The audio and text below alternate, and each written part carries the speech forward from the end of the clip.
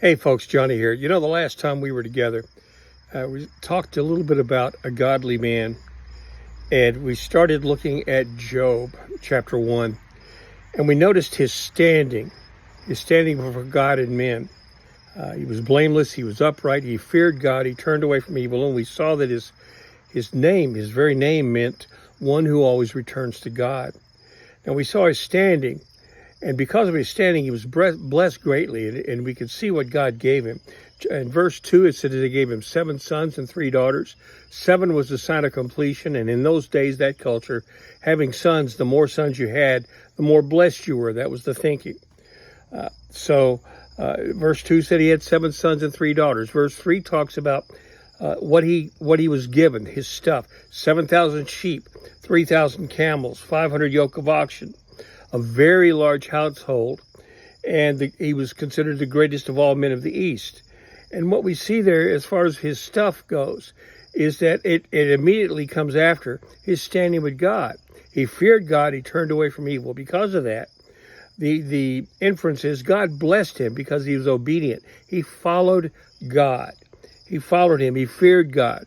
He turned away from evil. Because of that, God blessed him. And he was considered, as far as other men in that area, he was considered the greatest of all the sons of the East, is the way it puts it in the Old Testament. So we see his standing, we see his stuff, we see his status. We also see here in verses 4 and 5 his stewardship. In other words, he was not just a man who had a lot of stuff and had a large household, many servants and things like that. He was an effective and efficient and godly steward. Because he had so much stuff, he was an efficient manager of it. But as far as his children went, he was a high priest for them, because you'd see in Scripture where he was always interceding for them. He would say, perhaps my children have sinned and cursed God in their hearts. So God would customarily, he'd get up early in the morning, offer burnt offerings according to the number of them all. There were 7, so he'd be getting up once a day, consecrating and interceding for his sons.